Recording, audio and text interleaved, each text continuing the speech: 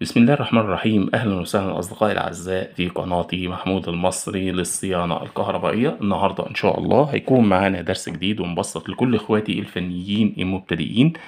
أكيد طبعا كل إخواتي الفنيين بصفة عامة سيليسيون أو كنترول أكيد معاهم طقم مكبس. النهاردة هنتكلم عن أنواع الترامل الموجودة في السوق، وهي ترامل الماسورة.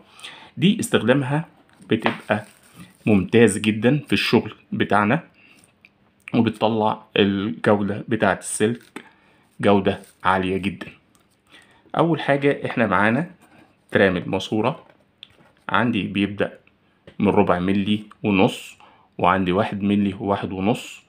ديت السودة ديت اهي، دي 1.5 استخدامها في السلك بتاعي. هنا اللي هي اللون الرمادي ده 2.5 أو 2 ملي.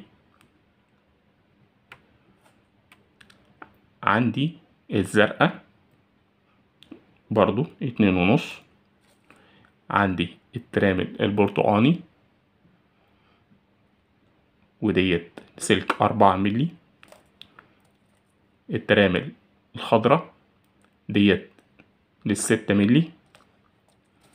الترامل البيضة ديت سلك 10. وأخيرا عندي الحمراء ده لسلك 16. ما تيجي نشوف على الطبيعة شكل المكبس بتاعي ازاي، وطريقة الكبس، وشكل الخامة بتاعتي هتطلع ازاي بعد الكبس. زي ما احنا شايفين دلوقتي ده شكل المكبس، ده مكبس ماسورة. عندي التدريج بتاعه زي ما احنا شايفين اهو.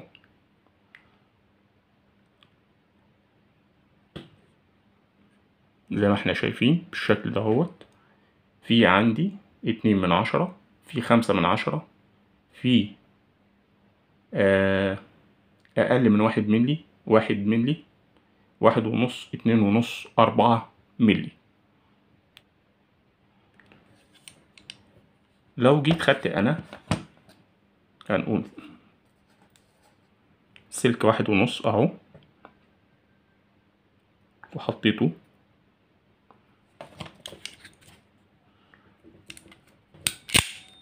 أجي كده أهو 1.5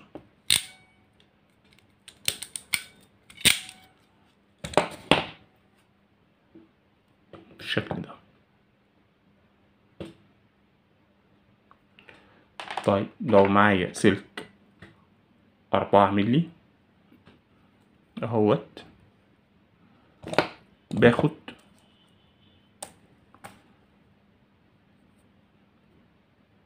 الشكل ده اهوت، واجي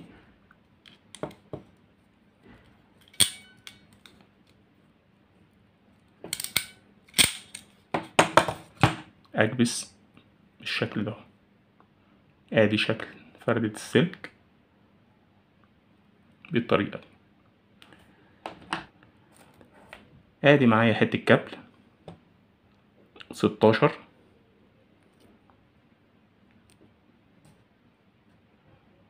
بالشكل ده اهوت. حتة تانية برضو 16 اهو.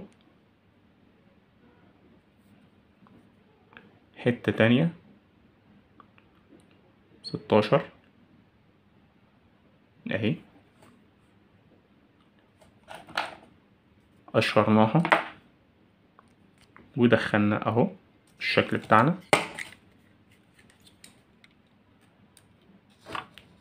بيبقى فيه مكبس تاني بنضغط الضغطة بتاعتي بيديني شكل جمالي احسن.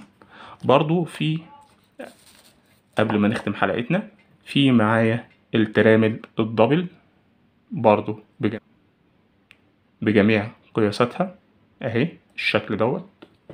في منها انواع مختلفة نفس الاحجام بتاعة السلك.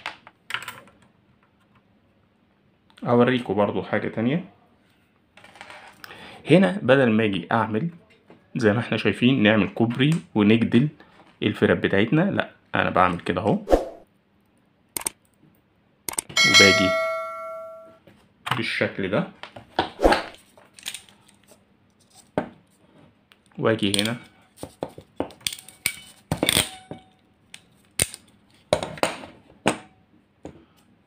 ادي السلك بتاعي بالشكل ده. وبكده نكون نهينا حلقتنا، ويا ريت لو عجبك الفيديو يا ريت ما تنساش تعمل لايك واشتراك وتفعيل زر الجرس ليصلكم كل جديد. مع تحيات اخوكم محمود المصري.